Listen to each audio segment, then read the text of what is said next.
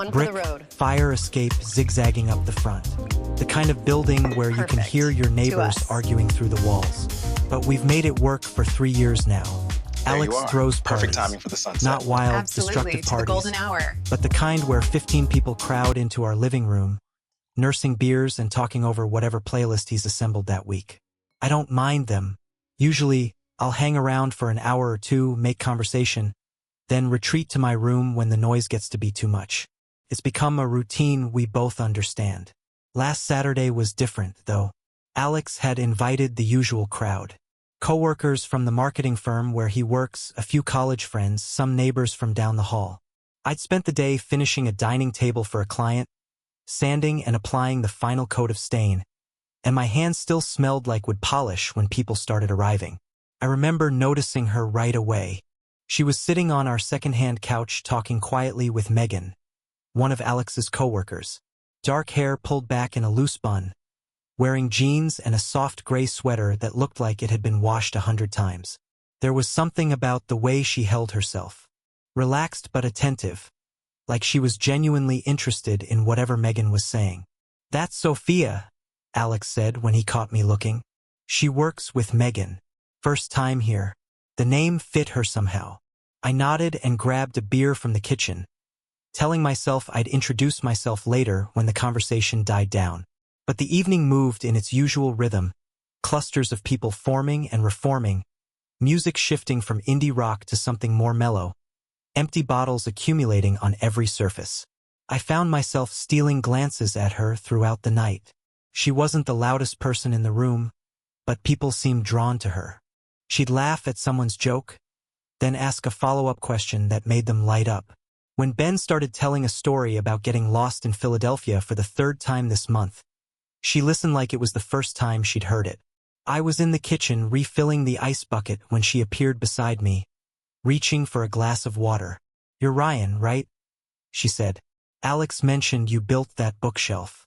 She nodded toward the living room where my latest project stood against the far wall, floor-to-ceiling oak with adjustable shelves. "Guilty," I said, "though I'm pretty sure he's told that story to everyone who's walked through the door." She smiled. "He's proud of it. Said you made it from reclaimed wood. Barnwood from upstate. The client wanted something with character." I paused, realizing how that might sound. Not that new wood doesn't have character. It's just different. No, I get it. There's history in old wood stories.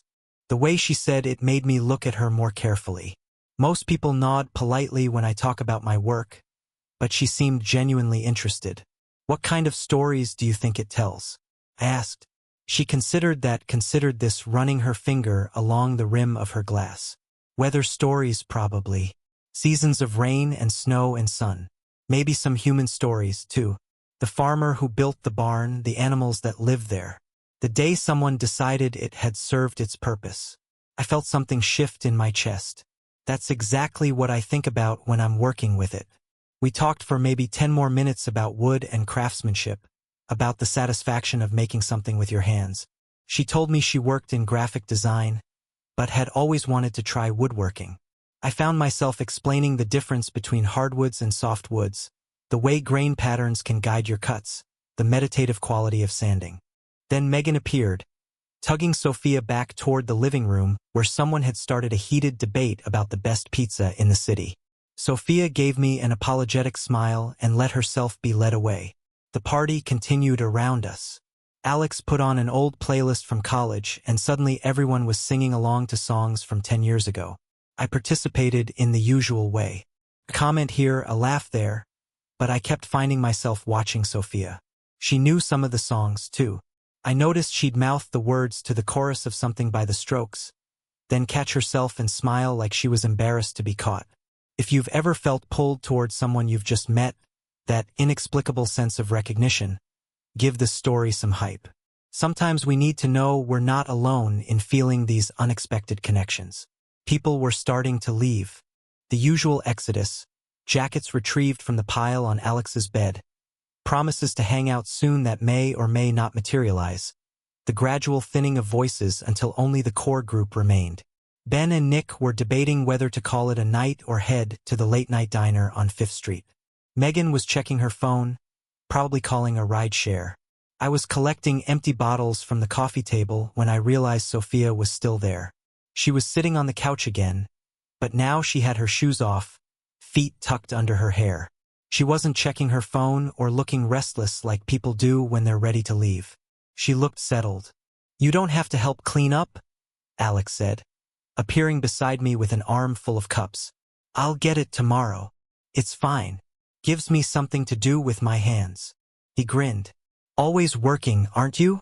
It was just the three of us now. Alex was in the kitchen loading the dishwasher with the efficiency of someone who's hosted many parties. I was straightening the living room, pushing furniture back into place, folding the throw blanket that had somehow ended up on the floor. "I should probably head out," Sophia said, but she made no move to get up. "No rush," Alex called from the kitchen. "Ryan's a night owl anyway. He'll probably be up for another hour."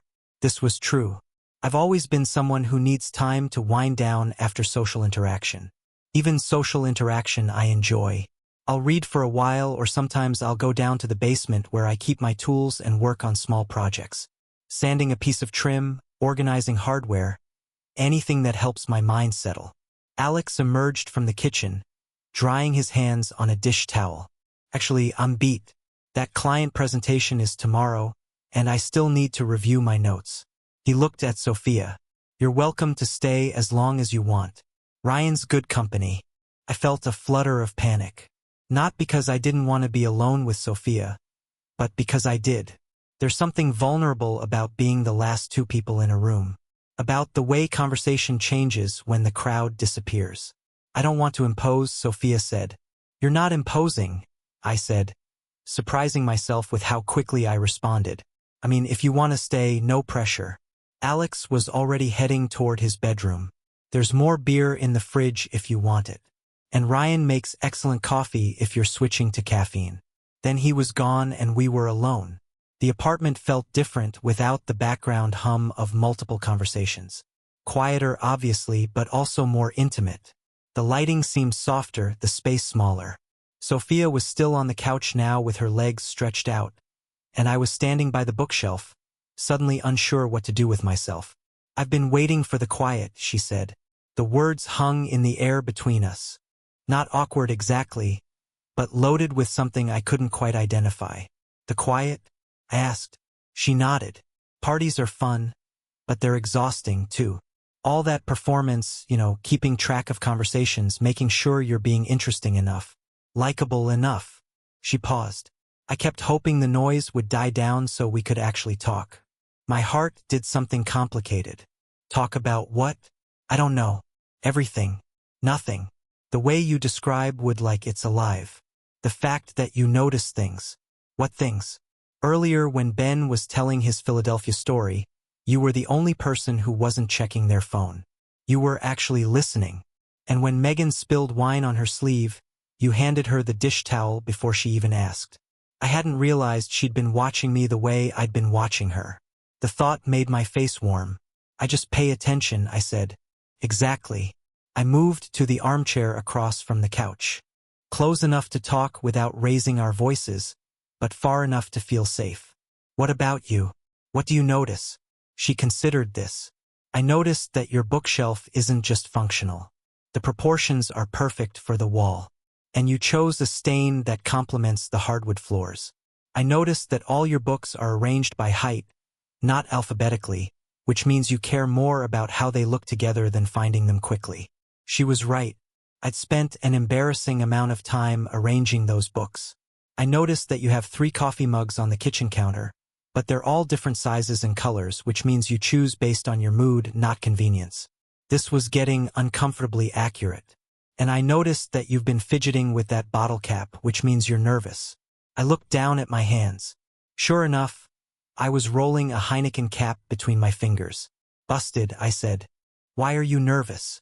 The question was gentle, but it cut right to the heart of things. Why was I nervous? Because she was beautiful? Because she seemed genuinely interested in me? Because it had been months since I'd had a real conversation with someone I was attracted to? "I don't know," I said, which was both true and completely inadequate. She smiled. "That's okay. I'm nervous, too." "You don't seem nervous." I'm good at hiding it.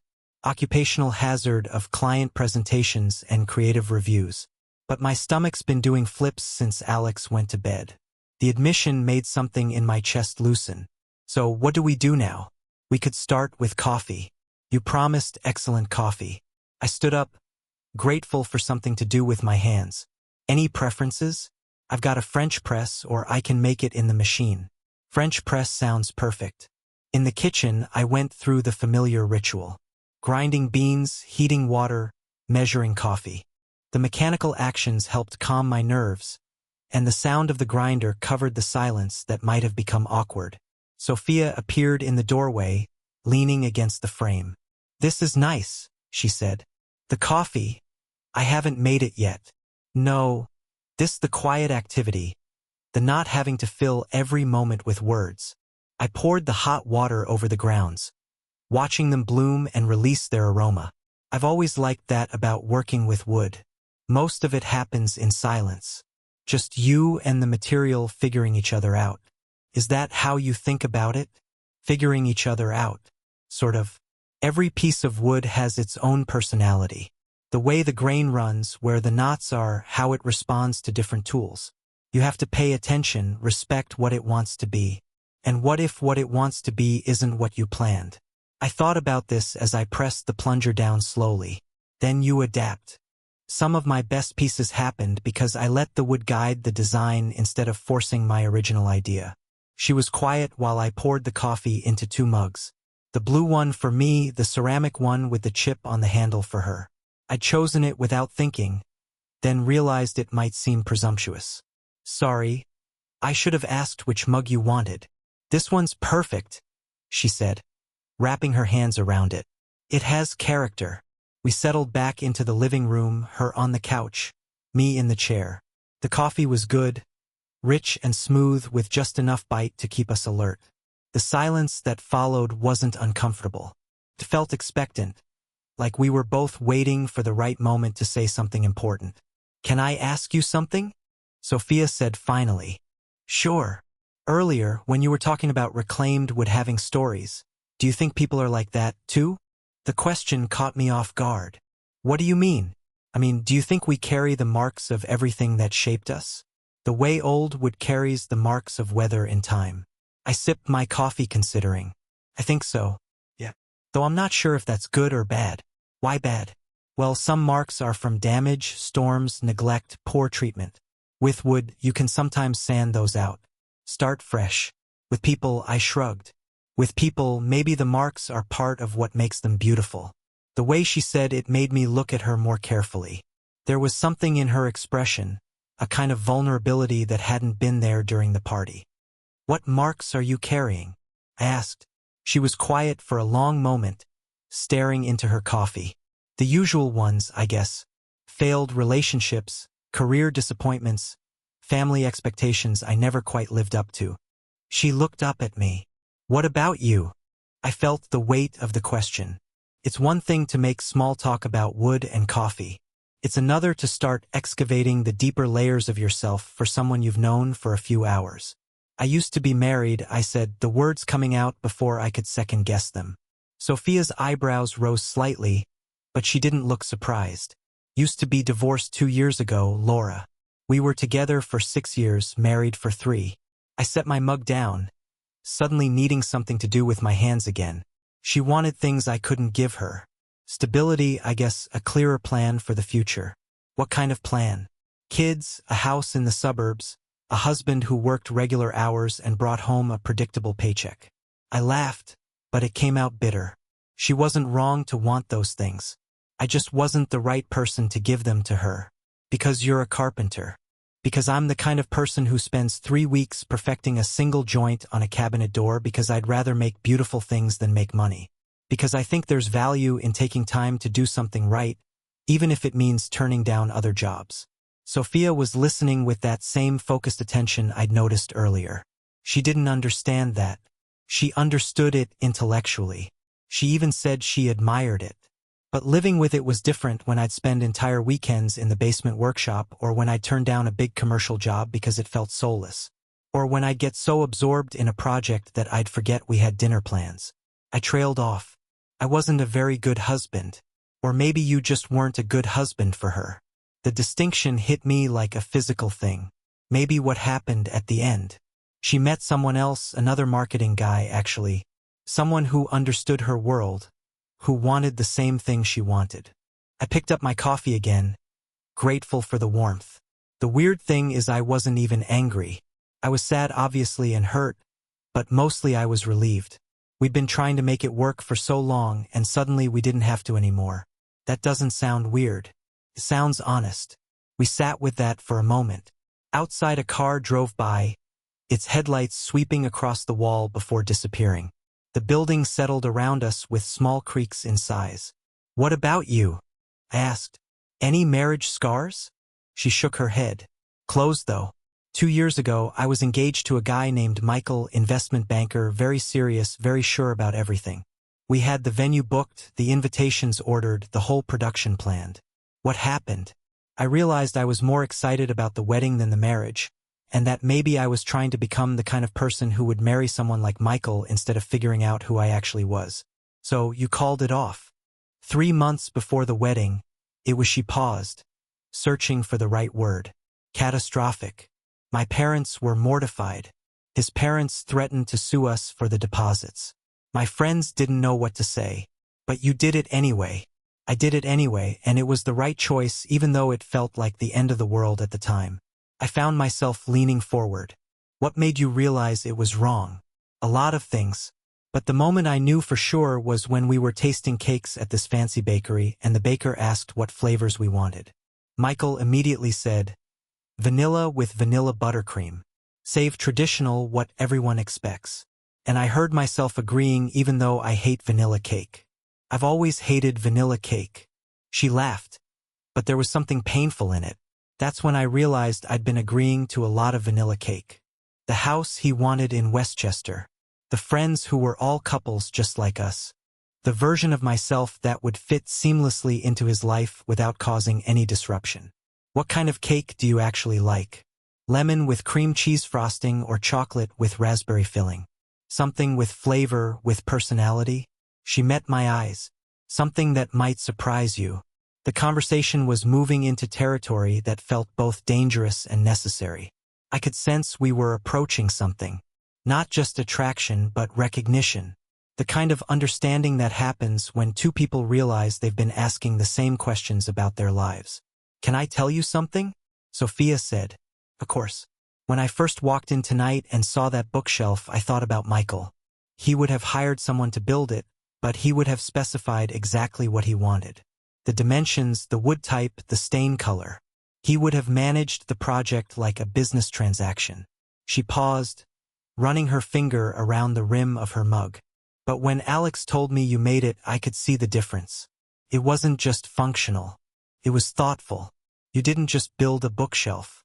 You created something that belonged in this specific space with these specific people. It's just a bookshelf. No, it's not. It's evidence of how you move through the world carefully, intentionally with respect for the materials you're working with. I felt something open in my chest, a kind of recognition I hadn't experienced in a long time. Is that why you stayed after everyone left? She nodded. I wanted to see if the person who built that bookshelf was as interesting as I hoped he'd be and more interesting and more complicated. The admission hung between us, honest and vulnerable. I realized we'd been building something over the course of this conversation. Not just attraction, but trust. The kind of foundation that real intimacy requires. I'm glad you stayed, I said. Even though I'm making you nervous, especially because you're making me nervous. I haven't felt nervous about someone in a long time. As I searched for the right word. It's promising. She smiled, and for the first time all evening, it reached her eyes completely. Promising? How? It means I care what happens next. The coffee was cooling in our mugs, but neither of us seemed inclined to drink it. The conversation had shifted into something more intimate, more essential. I found myself studying her face in the soft light from the floor lamp. The way her eyes crinkled slightly when she smiled. The small scar near her left eyebrow that I hadn't noticed before. What are you thinking about? She asked. Honestly, I'm thinking about how long it's been since I've had a conversation like this. What kind of conversation? The kind where I forget to monitor what I'm saying, where I stop performing and just exist. She nodded slowly. I know what you mean. Most of the time, I feel like I'm playing a slightly better version of myself. More confident, more put together, more sure about everything. And right now, I feel like myself, the real version with all the uncertainty and contradiction that comes with it. I leaned back in the chair, letting myself relax for the first time all evening.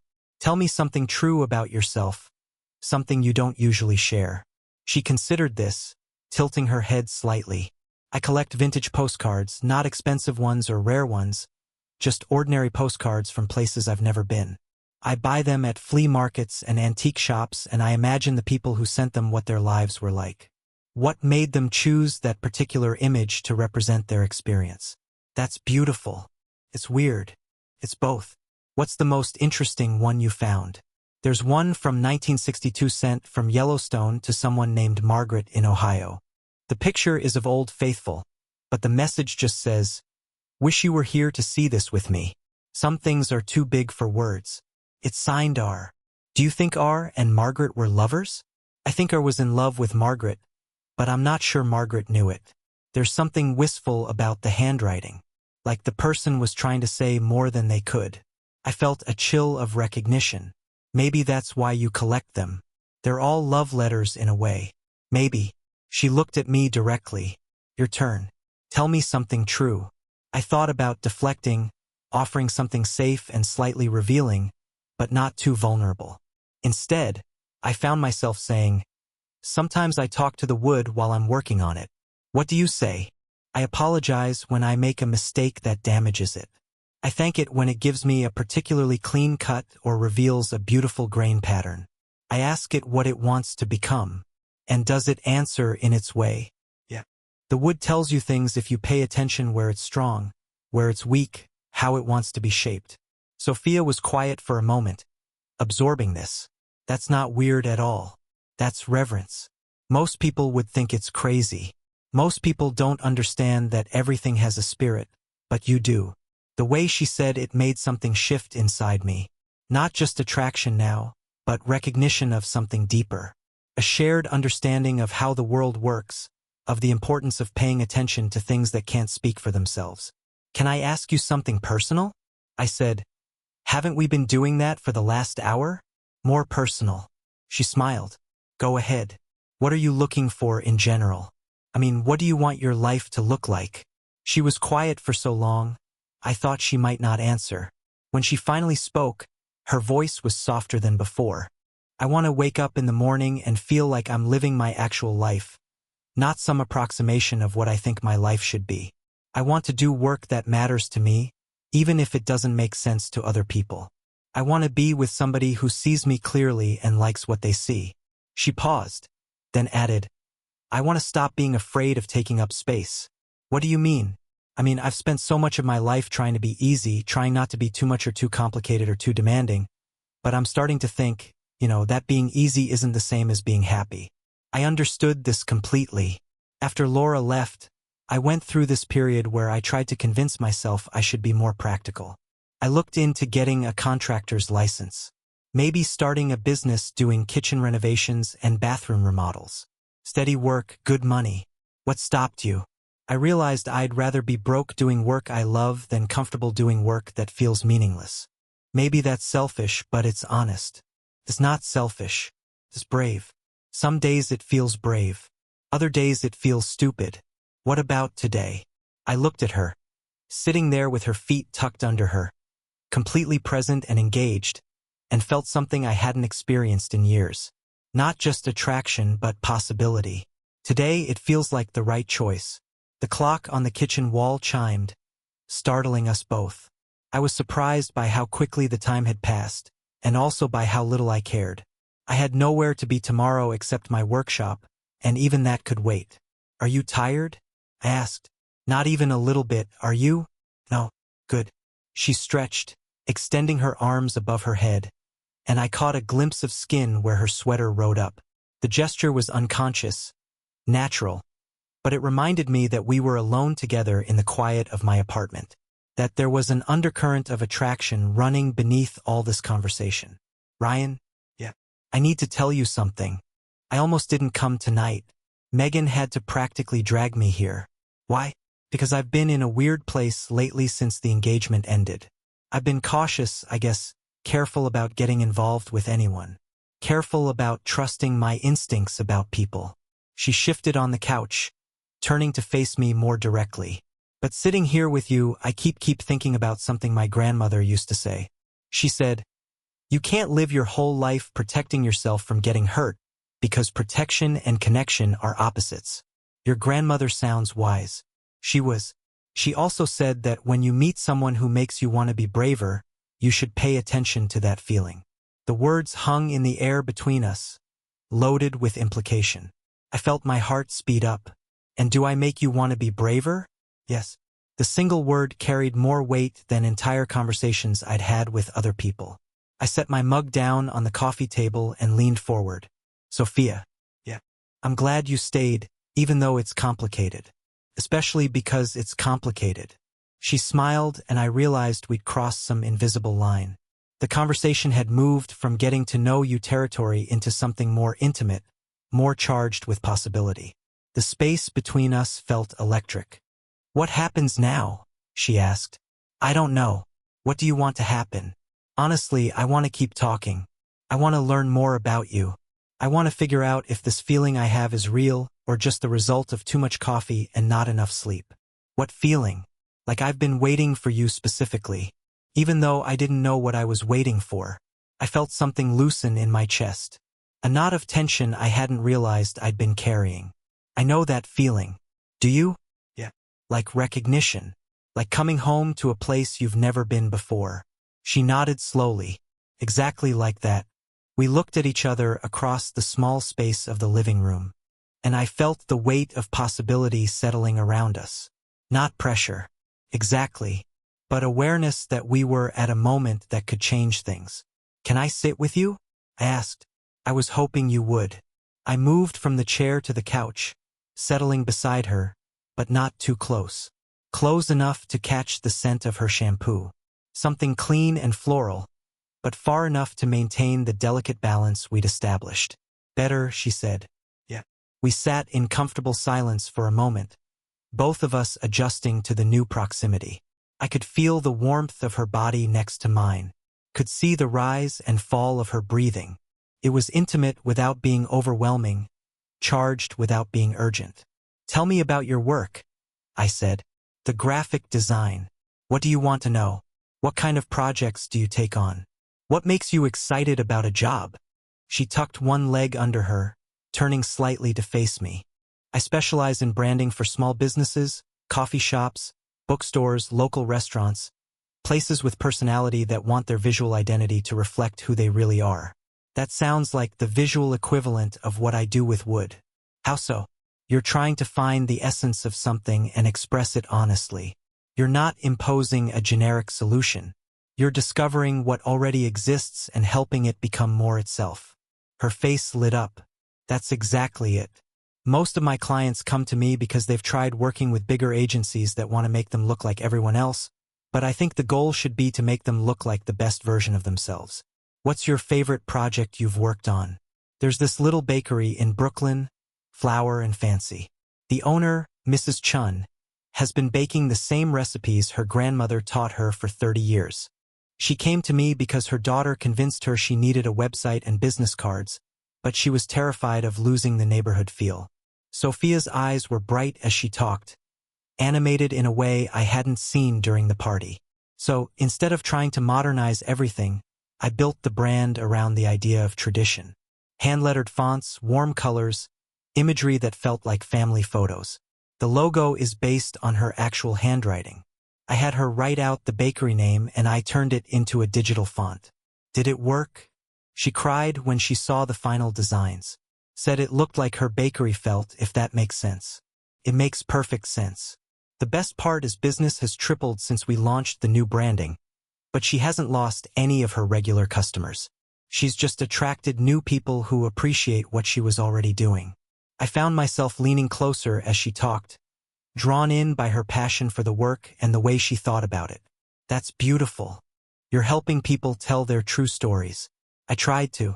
What about you? What's your favorite piece you've made? I thought about this. There's a rocking chair I built last year for a woman whose husband had just died. She wanted something she could sit in while she read his letters. His letters. He'd written her one letter for every year they were married. 43 letters and hidden them around the house for her to find after he was gone. She'd been finding them slowly, one every few weeks, and she wanted a special place to read them.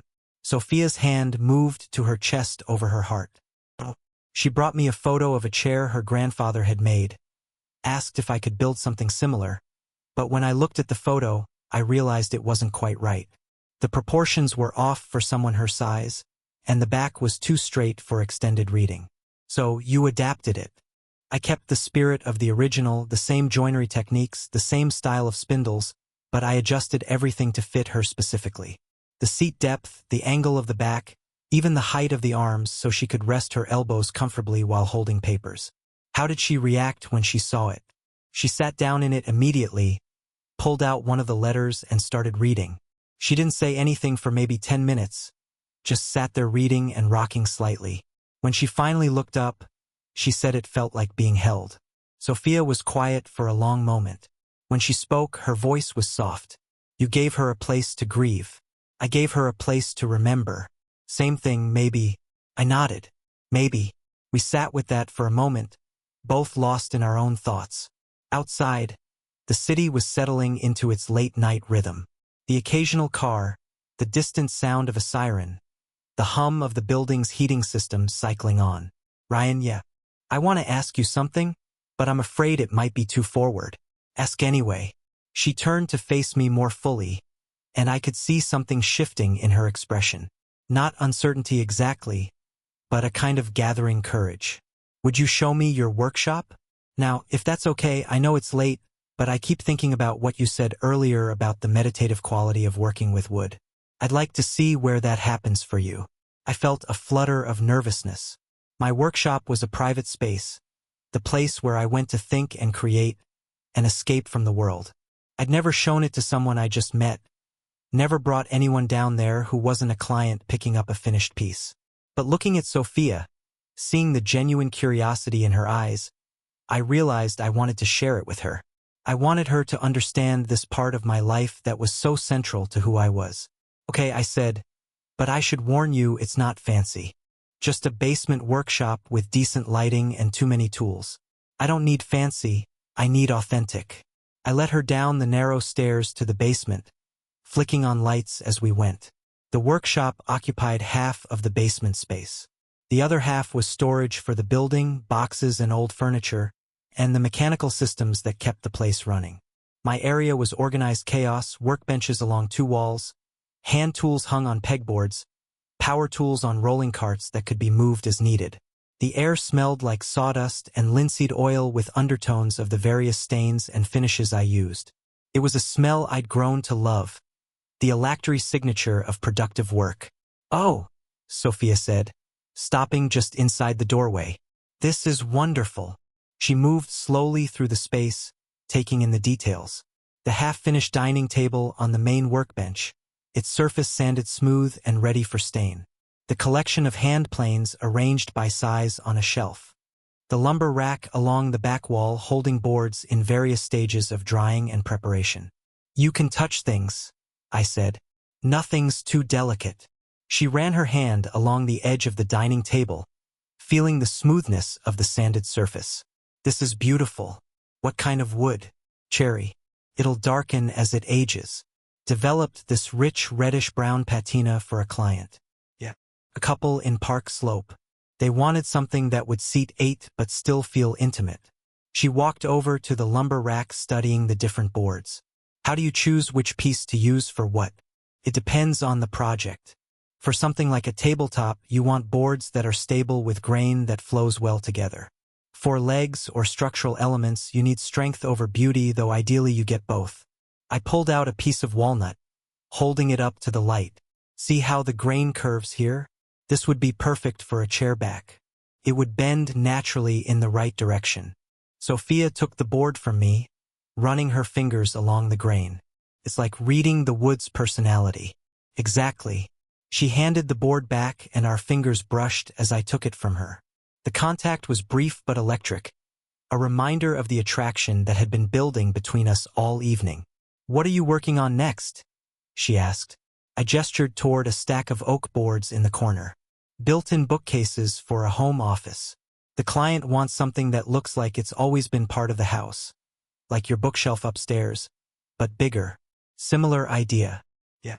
Though this one's more complex. It has to work around existing electrical outlets and baseboards. And there's a window that complicates the design." She was quiet for a moment studying the space. "I can see why you love this. It's like a sanctuary." "It is. When I'm down here working, everything else falls away. It's just me and the wood and the problem I'm trying to solve." "Is that what you were doing when Laura complained about you spending weekends down here?" The question was gentle, but it hit close to home. "Yeah, I'd come down here when we fought or when I felt overwhelmed by everything she wanted from me. It was my escape, but it was also your work. It was both, which made it complicated." Sophia nodded slowly. "Michael used to say I spent too much time on personal projects. Designs that weren't for paying clients, just things I wanted to explore. He couldn't understand why I'd work for free on something that might never lead anywhere. But those projects matter to you. They're where I figure out what I actually want to say, where I push myself to try new things without the pressure of client expectations." I understood this completely. I do the same thing. Small pieces, experiments with new techniques or unusual wood combinations. They don't make money, but they make me better. Exactly. We stood in the quiet of the workshop, surrounded by the tools and materials of my trade. I realized this was the first time I'd brought someone down here who understood what it meant to me, who saw it as more than just a hobby or a way to make money.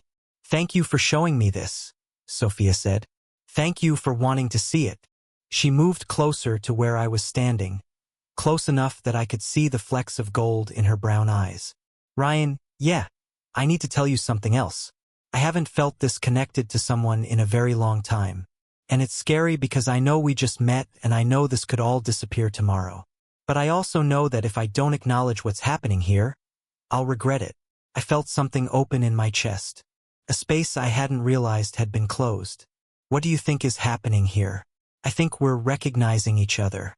I think we're both people who've been trying to fit into lives that don't quite suit us.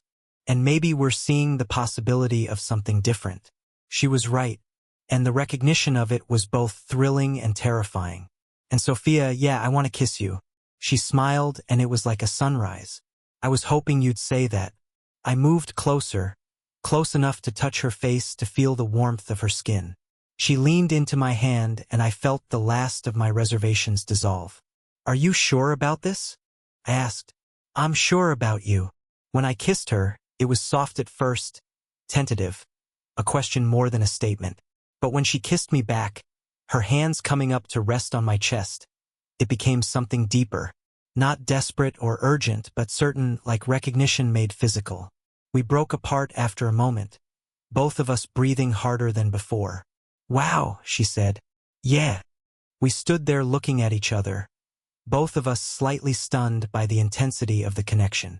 I realized we'd crossed another line, moved from possibility into something more concrete. "What happens now?" she asked. "I don't know. What do you want to happen?" She considered this, her hand still resting on my chest.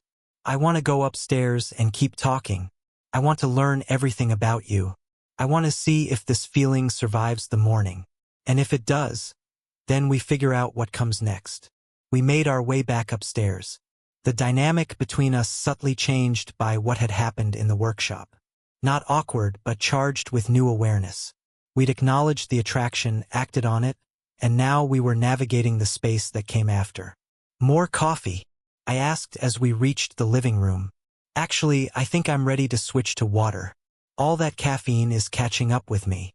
I got us both glasses of water from the kitchen, grateful for a moment to collect my thoughts. When I returned, Sophia was back on the couch, but she'd shifted to one end, leaving space for me beside her. I sat down closer than before, and she immediately curled up against my side. It felt natural, like we'd been doing this for months instead of hours. "Tell me about your family," she said. "What do you want to know?" Everything. Where you grew up, what your parents are like, whether you have siblings. I settled back against the couch cushions, Sophia warm against my side. I grew up in a small town in upstate New York. My dad was a high school shop teacher. My mom worked at the library. I have one sister, 2 years older, who's now a nurse in Albany. Is that where you learned woodworking from your dad? Yeah, he had a workshop in our garage and I started hanging around when I was maybe 8 years old. At first, he just let me sand scraps and organize his tools. But gradually, he taught me to use the equipment. What was the first thing you made? A birdhouse. Terrible construction. Gaps everywhere. Painted this awful bright blue. But I was so proud of it. I smiled at the memory. My mom hung it outside the kitchen window. And somehow a family of wrens actually nested in it that spring. See, even your first project was functional. Barely. But yeah, I guess that's when I realized there was something magical about making things with your hands. Taking raw materials and turning them into something useful, something beautiful. Sophia shifted slightly, getting more comfortable. What did your parents think when you decided to make it your career? They were supportive but worried. My dad understood the craft side of it, but he'd always seen woodworking as a hobby, not a way to make a living. My mom was concerned about financial stability, especially after I got married. And now they're proud. I think they see that I'm happy, that I'm doing work that matters to me. My mom still worries about money, but she stopped suggesting I get a real job. What about your sister? Emily's great. She's the practical one. Always was. When I told her Laura and I were getting divorced, she said she wasn't surprised. Said she'd never seen two people work so hard to be happy together. Sophia was quiet for a moment. That's a perceptive way to put it. Emily's good at seeing things clearly. She was the one who told me I needed to stop apologizing for who I am and find someone who actually likes that person. Smart sister. Yeah.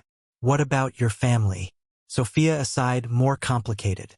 My parents are both lawyers, corporate law, very successful, very focused on achievement and appearance. I have one brother who followed in their footsteps. And then there's me, the creative disappointment. They don't support your work. They don't understand it. To them, success is measured in salary and status. And graphic design doesn't rank very high on either scale. They were thrilled when I got engaged to Michael because he fit their idea of what my life should look like. And when you called off the wedding, my mother didn't speak to me for 3 months. My father kept sending me job listings for positions at law firms, suggesting I could still go to law school if I got serious about my future. I felt a surge of protective anger on her behalf. That must have been hard. But it also clarified things for me. I realized I'd been living my life trying to earn their approval, and it was making me miserable. Are things better now?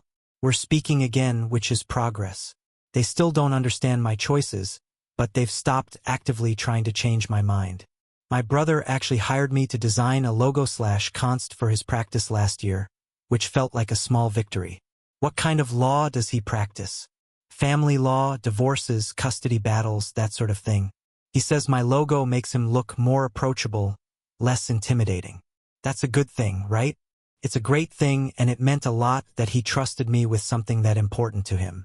We talked for another hour sharing stories about childhood, college, the various jobs and relationships that had shaped us. I learned that Sophia had wanted to be an artist when she was young, that she'd studied painting before switching to graphic design for practical reasons. She learned that I'd briefly considered becoming a teacher like my dad, but realized I preferred working with wood to working with teenagers. The conversation flowed easily, each revelation leading naturally to the next. I found myself sharing things I rarely talked about. My fears about financial security, my occasional loneliness, the way I sometimes wondered if I was being selfish by prioritizing my craft over more practical concerns. Do you think it's selfish? Sophia asked.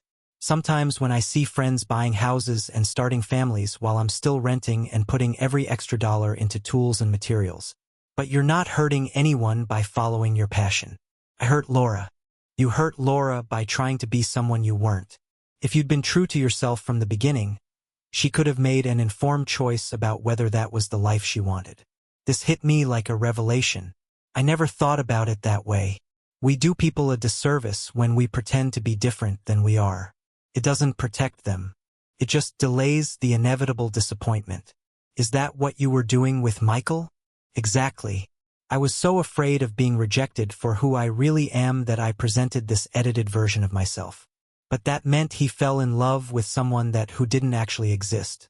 And you fell in love with the idea of being the kind of person he could love, right? Which isn't the same as being loved. The insight felt profound, like a piece of wisdom that could reshape how I thought about relationships going forward. So what's the alternative? Being brave enough to show up as yourself from the beginning. Risking rejection in exchange for the possibility of real connection. Is that what you're doing now with me? She looked at me directly, her eyes serious. I'm trying to. It's terrifying, but it also feels like the only way forward. What's terrifying about it? You could decide you don't like the real me. You could realize this connection we feel is just novelty or chemistry or the result of a late night and too much coffee. What if I decide I like the real you even more than I already do? Then we figure out how to build something real together. The possibility hung between us, both exciting and daunting. I realized we were talking about more than just attraction now, more than just the spark of new connection. We were talking about the potential for something lasting. Sophia, yeah, I want to try building something real. I mean, I don't know what it looks like or how it works, but I want to find out. She smiled, and I saw a relief in her expression. I want to try too. Even though it's complicated, even though we both have baggage and trust issues and careers that don't exactly scream stability, especially because of all that, we know who we are and we know what doesn't work. Maybe that gives us a better chance of figuring out what does work. I leaned down and kissed her again. Softer this time, less urgent, but no less meaningful. When we broke apart, she rested her head on my shoulder. What time is it? She asked. I checked my phone. Almost 3 o'clock. I should probably head home soon. I have a client meeting at 10 o'clock, and I need at least a few hours of sleep. The thought of her leaving created an unexpected pang of anxiety. Not because I was worried she wouldn't come back, but because I wasn't ready for this conversation to end. Can I see you again soon? I was hoping you'd ask, what are you doing tomorrow night? Nothing that can't be rescheduled. There's this little Italian place in my neighborhood that makes incredible pasta. Nothing fancy, but the food is amazing and it's quiet enough to actually talk. That sounds perfect. 7. It's a date. We sat in comfortable silence for a few more minutes, both of us reluctant to break the spell of the evening. Finally, Sophia stirred. I really do need to go, she said. But I don't want to. I don't want you to either. She sat up looking at me with an expression I couldn't quite read. Ryan. Yeah. Thank you for tonight. For showing me your workshop. For sharing so much of yourself. For making me feel like being myself is enough. Thank you for staying. For waiting for the quiet. She smiled.